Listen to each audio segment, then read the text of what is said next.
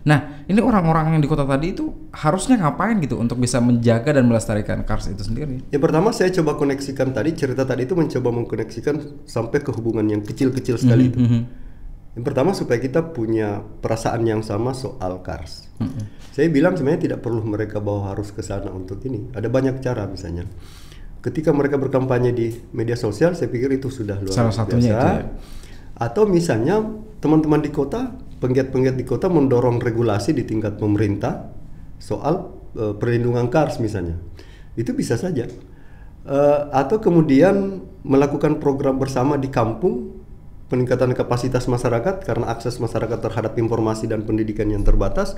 Lalu teman-teman di kota dengan segala fasilitasnya itu kan bisa mengakses itu, dan saya pikir itu juga bisa dilakukan dengan berbagi informasi. Ikuti obrolan kami di BDD Indonesia. Sit back and relax and enjoy the talk. You're ready. Viewers BDD di rumah, kamu pernah datang ke Ramang-Ramang nggak?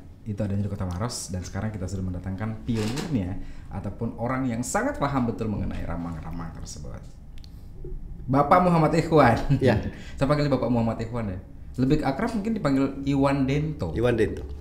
Dento itu dari mana? Dari Bento. Karena suka lagu itu. Ya.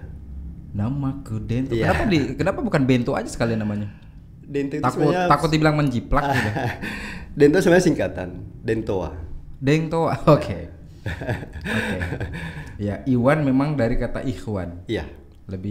Tapi ikhwan lebih enak, cuman buat orang-orang kita mungkin agak susah ya menyebutkan nama itu ya. Iya, supaya lebih familiar saja. Dan lebih gampang untuk disebutkan. Iya. Iwan Dento. Paling tidak nama selain doa dia brand. Brand? Iya. Sebagai personal branding maksudnya Iya. gitu ya, biar dikenal. Satu-satunya Dento yang ada di Kota Maros cuman Bisa Iwan jadi. Dento. Bisa jadi. Oke, baik. Apa kabar? Sehat. Sehat ya. Ramang-Ramang juga apa kabar?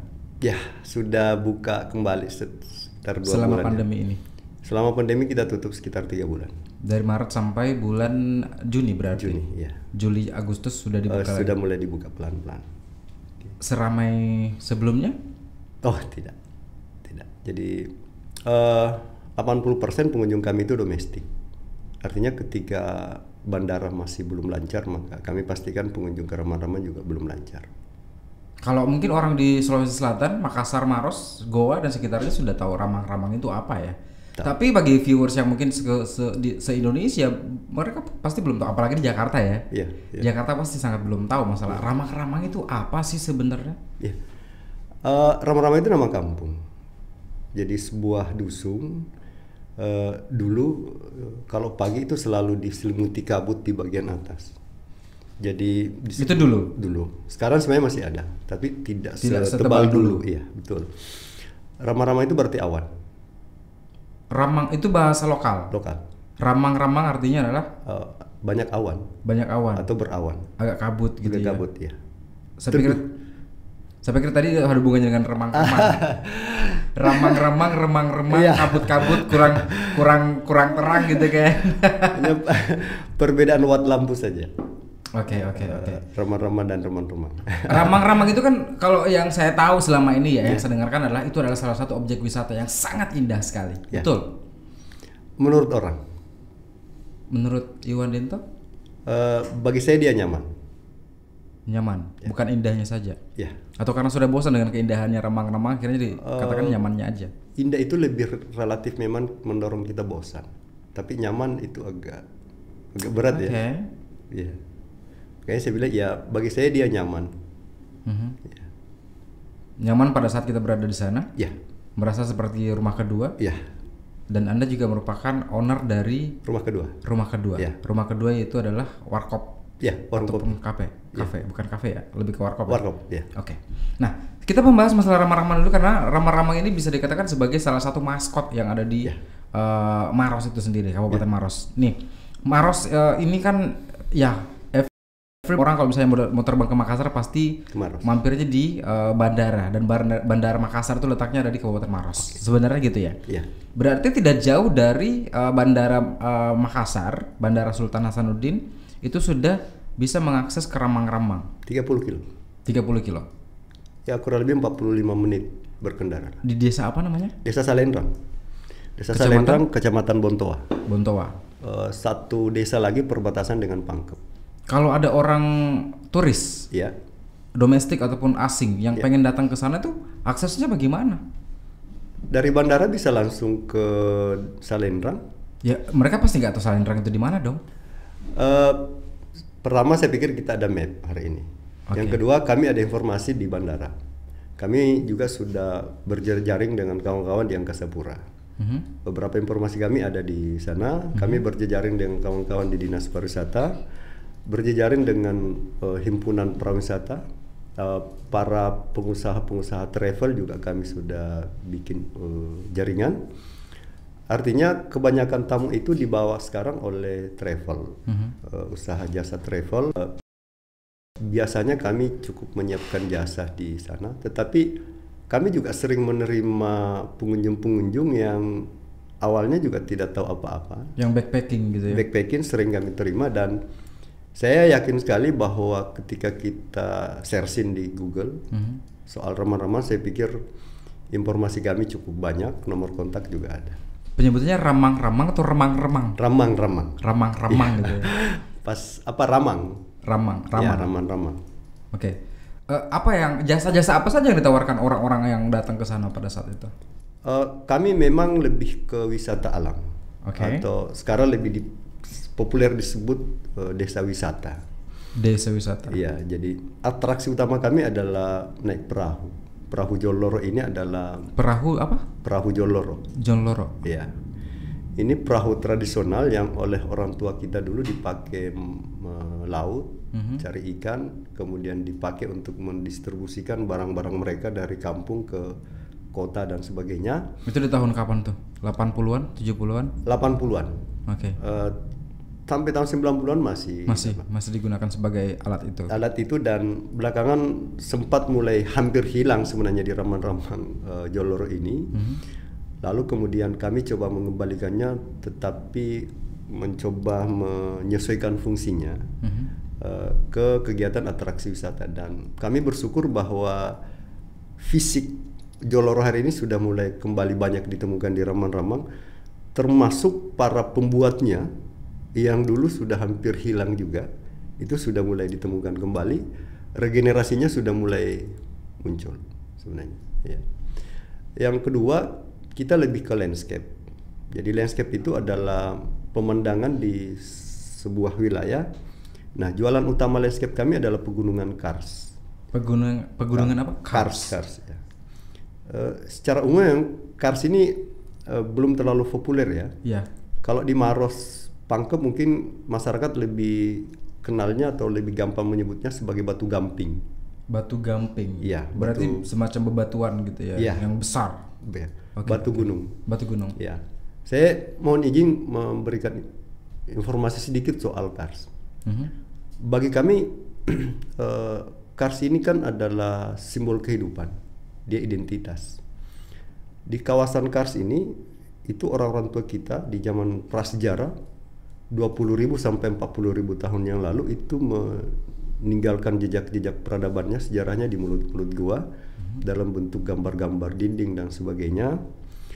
Lalu kemudian ada proses jutaan ribu tahun yang lalu yang terjadi di kawasan kars kita, sehingga dia memiliki fungsi menyimpan air.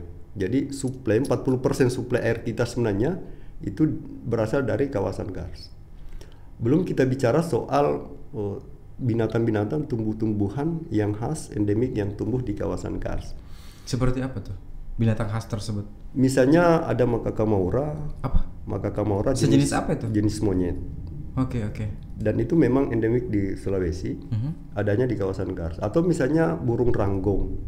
Burung ranggong. Ya, ada beberapa jenis sebenarnya yang malah di endemik ada di sini dan itu dilindungi.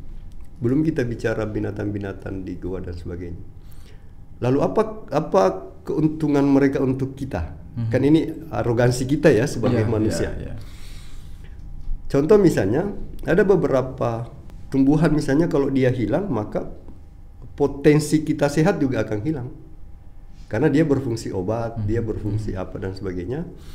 Atau misalnya kupu-kupu, kalau kita kehilangan kupu-kupu, maka kita akan berpotensi kehilangan beberapa jenis bunga yang perkembangannya itu tergantung pada proses penyerbukan yang dilakukan oleh kupu-kupu.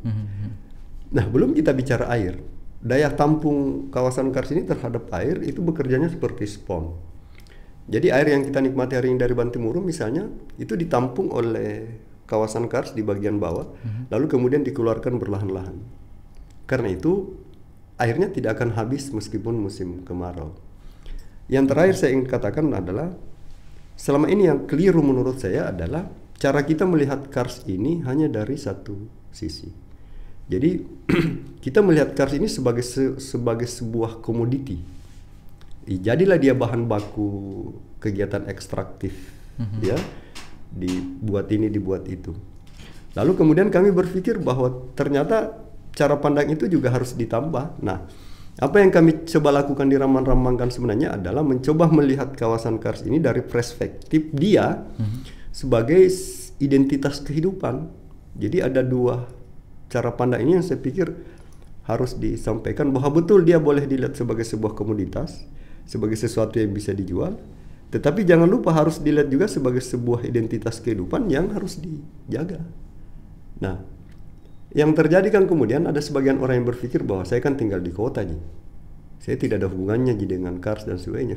Belum tentu, karena air yang mengalir sampai di kita hari ini itu berasal dari kars.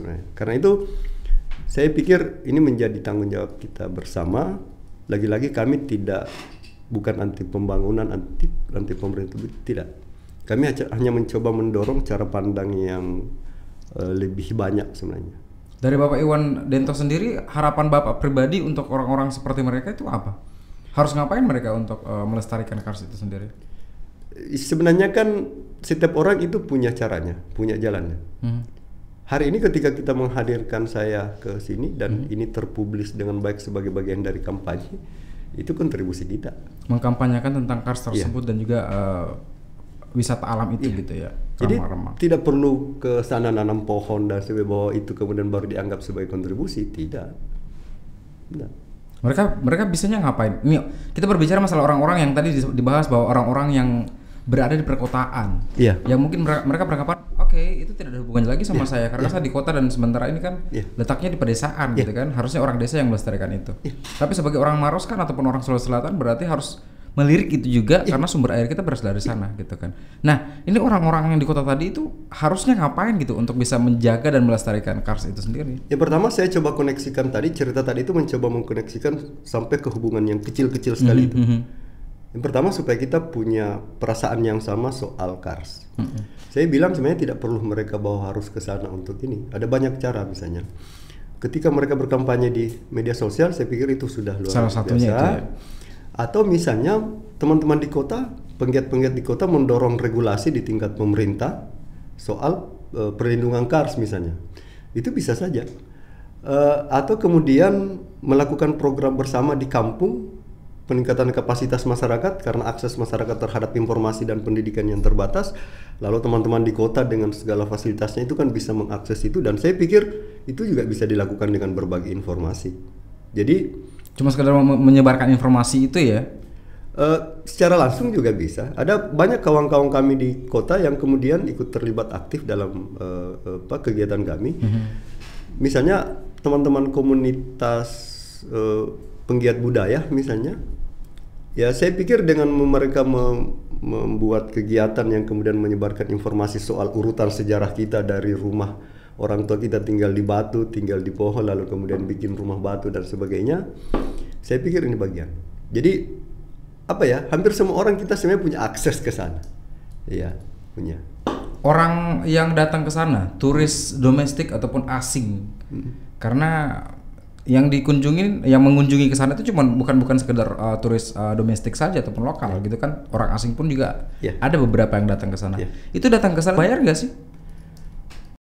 Retribusi ada. Jadi pertama yang dibayar di sana itu adalah jasa masyarakat. Jasa masyarakat. Jasa apa aja itu yang harus dibayar? Misalnya ada jasa operator perahu. Nah, itu dibayarnya langsung ke tukang perahu. Oke, berarti orang-orang yang mengantarkan gitu ya? Iya. Jasa parkir, jasa guiding. Kemudian misalnya ibu-ibu yang membuka warung dan sebagainya. Oh, di sana ada warung-warung juga? Ada, warung-warung, kafe-kafe ada. Nah, ada retribusi yang khusus dari pengunjung ke pemerintah desa atau kelompok. Misalnya lokal itu 5.000, kemudian mancanegara 10.000. Kenapa dibedakan? Pertama itu juga permintaan beberapa teman-teman. Awalnya juga kami tidak mau membedakan gitu kan? Sebenarnya, tetapi oleh beberapa teman-teman juga memang dianjurkan. Yang penting katanya jaraknya tidak terlalu jauh. Jaraknya tidak terlalu jauh. Kenapa kan dibuat seperti ini aja? Biar kesannya lebih indah gitu kan. Nah, kalau misalnya ini cuman pendapat saya aja sih sebenarnya sebagai orang awam gitu melihatnya. Jadi kalau orang asing, ketika ada turis asing yang datang, misalnya let's say dari Eropa datang ke Sulawesi Selatan, karena yang saya tahu rute mereka pada saat datang di Sulawesi Selatan, mereka datang ke Makassar. Makassar cuman transitnya aja karena bandara di sana. Kemudian mereka akan berangkat ke Toraja dengan melewati Pare-Pare. Kadang mampir di Sengkang Wajo karena di sana ada Danau Tempe. Kemudian lanjut ke Toraja, balik ke Makassar, terbang lagi ke Bunaken atau kemana gitu. Melewati Maros sebenarnya. Jadi kalau menurut saya pribadi ya, ketika kita memperkenalkan ramang-ramang itu ke luar negeri, mungkin ada baiknya ya. Untuk kontribusi segala macam kita samakan dengan orang lokal, tapi mengajak mereka untuk melirik dan berdonasi gitu loh. Atau gimana? Itu pendapat saya pribadi aja sih sebenarnya. Menarik. Saya mau katakan begini. Kami itu survive sampai hari ini, besar sampai hari ini itu dari masukan orang. Jadi masukan dalam bentuk dana? Bukan, pendapat, saran, kritik, ide, gagasan gitu ya. Kami besar dari situ. Sesungguhnya kami terbatas dari segi informasi dan orang-orang datang memberikan informasi ke kami dan sebagainya. Artinya saya bukan mau bilang bahwa itu tidak bisa dan sebagainya, tidak. Bahwa pada akhirnya semua informasi yang masuk ke kami akan kami diskusikan.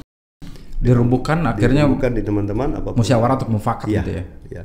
Nah, memang yang sekarang ini yang terjadi juga memang dari hasil musyawarah.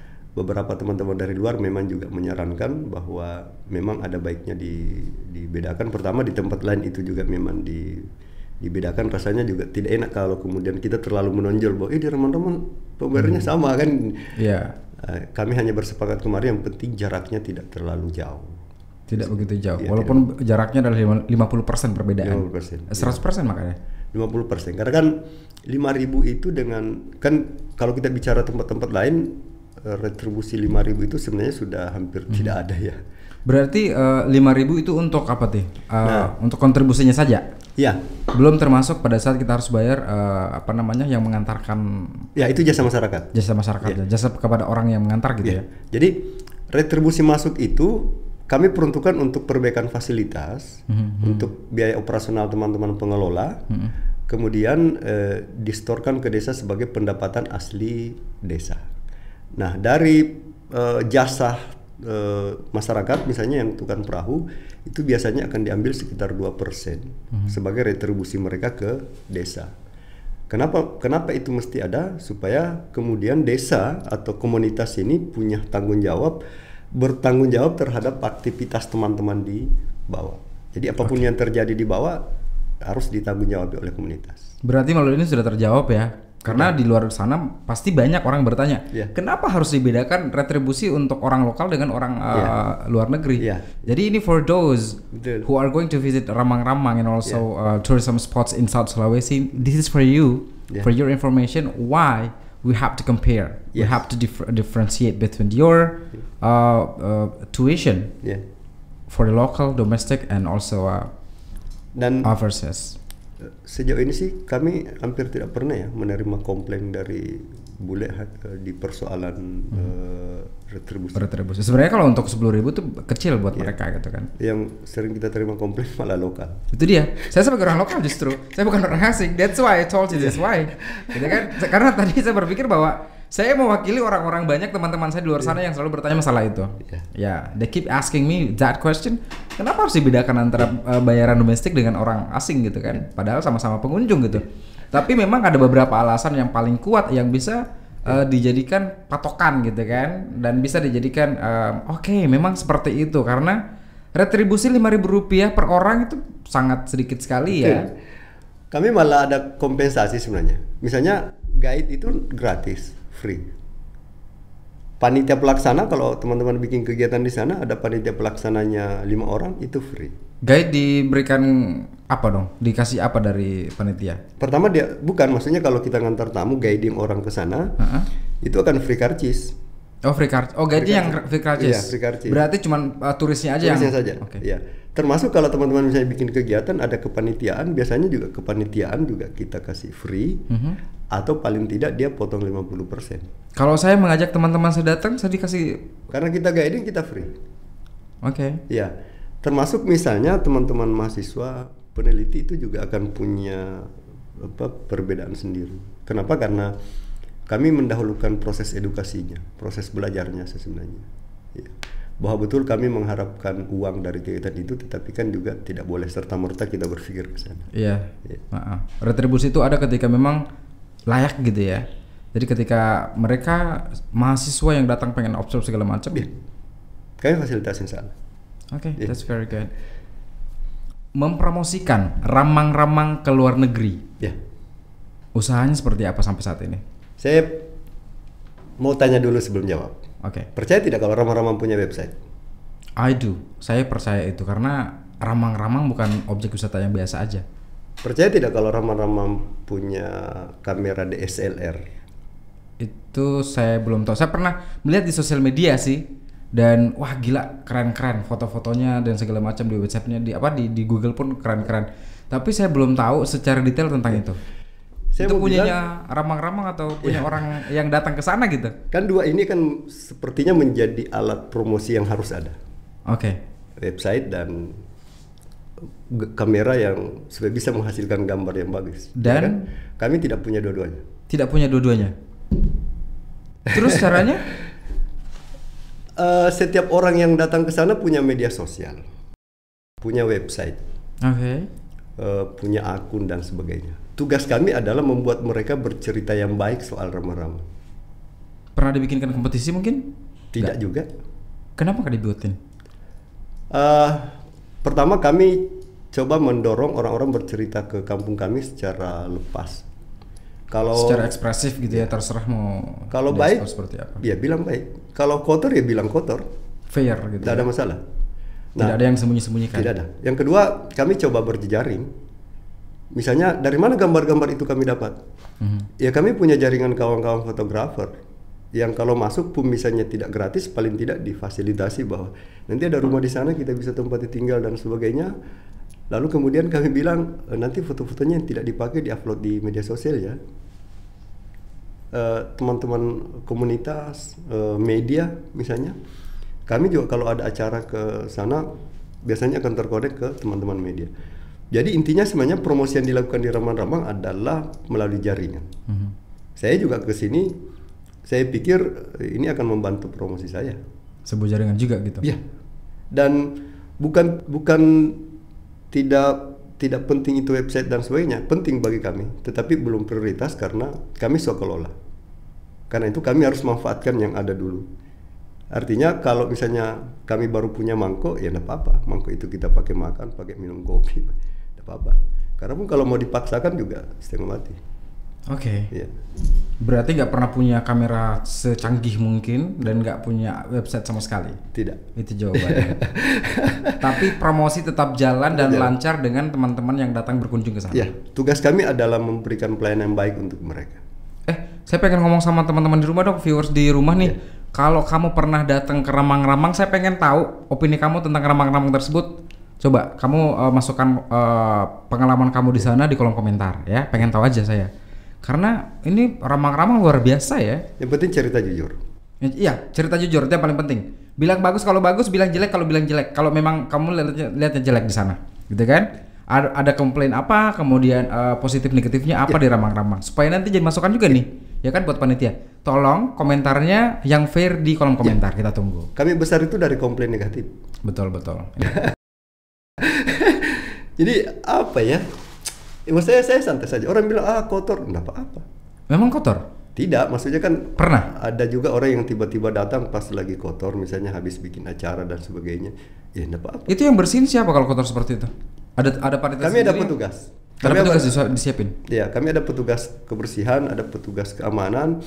kami juga ada program pengendalian sampah, ada warung sampah, kemudian ada kelas ekobri, ada beberapa sih kegiatan kami untuk berkaitan dengan sampah. Jadi misalnya beberapa ibu-ibu di sana itu cicil barang di rumah, misalnya kayak kompor misalnya, itu nanti dia bayarnya cicilnya pakai sampah. Oh, mengerti. Iya, mengerti. jadi Oke. maksud saya begini, Sampah dalam bentuk apa nih? plastik. Iya. Jadi Yang bisa didaur ulang gitu ya? yang bisa didaur ulang. Termasuk plastik kresek, tapi dia harus jadi ekobri. Oke. Jadi kami melihat bahwa persoalan sampah itu kan hanya persoalan nilai. Nah, kami coba masukkan nilai ke sampahnya. Nah, kenapa bukan uang yang didorong? Karena nominal uangnya kecil.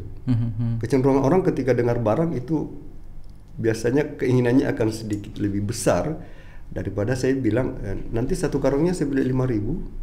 Tapi kalau misalnya saya bilang nanti kalau ibu rajin bawa sampah ke sini, saya belikan kompor gas. Silakan ibu cicil sampai lunas, kan gitu. Secara pribadi Anda mengharapkan apa dari Dinas Pariwisata dan Kebudayaan yang ada di Kabupaten Maros? Saya hanya berharap kami tetap di sana, masyarakat tetap di sana bisa beraktivitas dengan baik. Itu saja. Sampai saat ini. Iya, kalau misalnya saya bilang fisik, infrastruktur, saya pikir teman-teman di pariwisata paham betul. Dan andilnya sampai saat ini sangat membantu kah? Sejauh ini ada, bahwa hubungan kami baik-baik saja, jalur koordinasinya jalan, koneksinya jalan. Tetapi perbedaannya memang kami swakelola, dan pilihan swakelola itu bukan tanpa resiko, kami harus terima. Karena Anda ini adalah orang-orang yang membantu kebudayaan dan pariwisata di Kabupaten Maros untuk melestarikan alam itu gitu. Iya. Jadi saya pikir tidak ada masalah. Kalaupun misalnya orang bilang ada perbedaan perlakuan Bantimurun Rama-Rama, tidak masalah karena memang konsepnya berbeda. Oke. Dan kami harus maklumi itu, dan ini harus kepilihan. Oke. Nah, oke, baiklah. Kalau begitu tadi kita membahas tentang Rama-Rama dan pasti masih banyak sekali yang bisa dikulik dari situ. Tapi saya pengen menggali tentang diri Anda pribadi, ya kan? Yaitu Iwan Dento. Tapi melalui games yang saya akan mainkan sebentar, yaitu pilih cepat. Oke. Saya akan memberikan 2 pilihan dari tiap-tiap pertanyaan dan langsung dijawab dengan cepat, tapi harus dengan alasan yang jelas. Oke. Ya, karena nggak boleh asal aja gitu kan. Wah, pertanyaan pertama, pilih teh atau kopi? Kopi. Lebih ke kopi ya. Karena orang ngerokok pasti suka kopi. Nggak lepas dari kopi. Kalau kopi bisa dikasih gula merah dan santan. Hah? Ya. Ngopi pakai gula merah dan santan? That's new to me. Itu kenapa bisa seperti itu? Dan itu Wait. Ya. Kopi kan biasanya pakai gula pasir nih. Ya. Ya kan? Ini pakai gula merah, gula aren ya. Ya. Kemudian dicampur dengan santan. Ya. Dan produk itu ada di rumah kedua. Oke, Bapak akan mempromosikan produk Bapak kayaknya. Itu kelebihan saya. Kelebihannya, saya bisa dibuatin nggak habis syuting ini? Atau saya nanti datang ke warkopnya deh? Harus bikin di sana. Harus bikin sana. Karena kami Saya dikasih gratis nggak? bisa. Miskin banget loh sini ya. Karena kami selain menjual rasa kopi, kami menjual perasaan minum kopi. Wes, ini penasaran saya. Rasanya seperti apa nih? Kopi dicampur gula aren dan santan. Ya. Agak aneh sih. Oke, berikutnya adalah buat sendiri atau dibuatin? Udah ketahuan, pasti buat sendiri ya. Lebih suka meracik sendiri gitu. Ya. Nggak percaya tangan-tangan orang lain untuk meracik? Bukan. Sederhana begini. Kalau saya tidak mampu mewujudkan mimpi saya, maka saya pastikan orang lain akan menyewa saya untuk mewujudkan mimpinya. Diulang, kalau tidak mampu mewujudkan mimpi saya, maka orang lain pasti akan menyewa saya untuk mewujudkan mimpinya. Oke. Karena itu ya saya bikin sendiri saja supaya mimpi saya terwujud dengan saya sendiri. Dan hasilnya memuaskan pasti. Ya sejak ini alhamdulillah. Karena kerjaan sendiri, hasil sendiri. Berikutnya adalah istri apa kabar? Sehat. Karena pertanyaan berikutnya tentang istri. Istri yang jago masak atau istri yang jago bisnis? Jago masak. Jago masak ya. Karena kalau bisnisnya udah ada sang suami yang masih kuat tulangnya untuk ya secara fitrawi itu tanggung jawab saya. Ya, oke. Ya, saya bertanggung jawab. Saya harus bertanggung jawab terhadap kehidupan lahir dan batinnya. Masakan istri yang paling disukai apa? Nasi goreng biru. Aneh-aneh semua ya. Kopi dicampur gula aren dan santan, nasi gorengnya biru pula. Ya. Itu dicampur apa? Ada bahan pengawet, bahan pewarna, kok bisa jadi biru? Ini kalau dilanjutkan saya promosi lagi nih. Nggak apa-apa, nggak apa-apa. Nah, itu ada di sana juga. Ada. Oke, sana deh. Ya. Berikutnya lebih promosi ke saya sih, bukan ke viewers ya. Tapi kalau viewers mau datang silakan. Yang berikutnya adalah jalan-jalan ke Amerika atau ke Eropa. Ke Eropa mungkin. Lebih ke Eropa, karena banyak opsi kita bisa dikunjungi dibanding Amerika, gitu. Mungkin saya lebih ke wisata edukasinya. Mungkin di Eropa saya bisa lebih banyak belajar banyak hal. Karena Eropa masih banyak negara ya yang bisa dikunjungin gitu. Ya, dengan peradabannya yang luar biasa. Oke. Ya. Selanjutnya, anak terjun ke politik atau pebisnis? Bisa tidak memilih? Harus. Harus memilih dong. Ke politik saja. Ke politik. Karena sebagian persoalan kita itu harus diselesaikan di politik. Atau mungkin juga melanjutkan impian Bapak yang dari dulu mungkin pengen ke politik? Saya tidak pernah berpikir mau ke politik, saya hanya jalani takdir saya saja. Dan pengennya anaknya ke politik? Tidak juga. Tadi bilangnya pilih politik? Ya karena disuruh milih. Oke, berarti kalau disuruh memilih harusnya jadinya pilih politik gitu? Politik. Dibanding bisnis? Iya. Kenapa nggak bisnis? Saya bicara soal persoalan. Ada banyak persoalan masyarakat kita, itu bisa dieksekusi di politik. Kebijakan misalnya, peraturan-peraturan yang saya pikir bisa diupayakan di politik. Tapi politik yang sehat ya? Ya, harapannya sebegitu. Okay. Berikutnya adalah main film atau nyanyi. Saya main film saja, karena saya tidak tahu nyanyi. Saya baru pengen nantangin, karena kan tadi Dento itu terinspirasi dari kata bento. Berarti ini dari suaranya pun agak berat ini ya. Saya tidak tahu nyanyi. Namaku Bento, rumah real estate. Mobilku banyak, harta berlimpah. Orang memanggilku Sekutu, toko papan atas galanya. Asik. Tepuk tangan dong. Luar biasa. Makanya saya lebih senang di syuting saja daripada disuruh nyanyi. Pernah syuting? Pernah beberapa. Film apa? Lokal? Film lokal yang tapi kelasnya kelas nasional? Bukan film sih sebenarnya, lebih ke liputan-liputan. Kalau film pernah dokumenter di Eagle. Oh, film pendek gitu ya? Di Eagle Award. Di Eagle Award? Ya, 2015. 2015. Iya, sempat masuk 5 besar. Ini jangan-jangan temannya Iko Uwais ya? Iya. Kalian pernah dengar? Pernah nonton film itu nggak sih? Yang ada Gondrong sebagai gurunya Iko Uwais. Ada saudara nggak sama dia itu? Itu pernah liputan di Ramang-Ramang. Iya, makanya Tarung Sarung. ketemu langsung dengan aktor-aktornya. Sempat ngobrol lah. Ngobrol, nggak foto bareng? Foto, tapi ya tetap foto sama mereka. Sama siapa waktu itu? Sama si siapa namanya? Saya lupa saya. Yang si Gondrong ini. Iya. Roy Surya juga pernah ke sana. Oke. Ada beberapa sih sebenarnya yang pernah ke rumah, ada beberapa. Liputannya lebih ke liputan TV. Terakhir sih pernah sama si Aukari. Datang ke sana juga. Ya. Sama si itu anaknya Pak Menteri. Besok kalau ada yang datang, Yeah. sampaikan ke mereka. Yeah. Mampir dulu di studio BDD, kita ke podcast. Boleh sekali. Sekalian tanya pendapat mereka tentang ramang-ramang seperti apa. Rumah gitu kedua itu di launching sama Ciki Fauzi. Kita mau bahas ramang-ramang malah ke situ. Di launching sama Ciki Fauzi. Ciki Fauzi. Luar biasa ya. Ya, Oke. Baik, harapannya Bapak untuk ramang-ramang ke depannya? Silakan. Kami tetap ada di sana. Itu saja. Apa yang diharapkan? Masyarakat saya itu tetap di sana, tetap menjadi pengelola, tetap menjadi tuan rumah, tetap menjadi pelakunya sendiri. Tidak terjadi seperti di tempat-tempat lain bahwa kami harus tinggalkan itu. Dan tetap menjadi duta ramang-ramang semuanya. Iya. Nggak, Artinya tidak ditunjuk satu orang saja tapi semuanya gitu ya. Artinya kami berharap itu menjadi ruang hidup kami. Kami bisa melanjutkan hidup di sana dengan baik. Kami tetap berharap bahwa pemerintah memberikan ruang itu kepada kami. Artinya kami mencintai itu seperti sebuah hubungan emosionalnya sudah sangat kuat. Ya. Oke. Ya, mungkin saya bisa sampaikan juga kepada teman-teman yang ada di rumah, viewers di rumah sekarang ini. Teman-teman yang pengen datang ke Ramang-Ramang itu bisa dikatakan sebagai andalah sebagai duta pariwisata, ya kan? Siapapun yang datang ke sana andalah sebagai duta pariwisata dan harus Anda promosikan wisata alam yang kita punya yang ada di Indonesia, termasuk Ramang-Ramang yang ada di Kabupaten Maros, Sulawesi Selatan, gitu kan? Jadi sekali lagi, tadi saya sudah minta untuk Anda titip salam ataupun di kolom komentar pendapat Anda tentang Ramang-Ramang yang pernah datang ke sana, yang pernah berkunjung, positif negatifnya apa? Kalau negatif sampaikan semua negatifnya supaya jadi bahan pembelajaran dari panitia yang ada di sana gitu ya.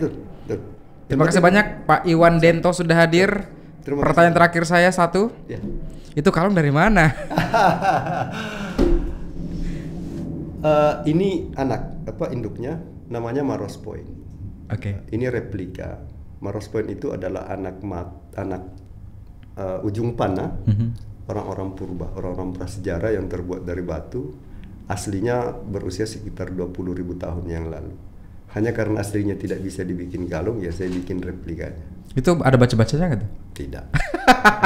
Kan biasa gitu ya, orang-orang di daerah kan punya apa gitu ya, ada unsur kekuatan dari aksesoris digunakan. Perlindungan yang paling baik menurut saya adalah berkawan baik. Oke, luar biasa. Sosialisasi berarti.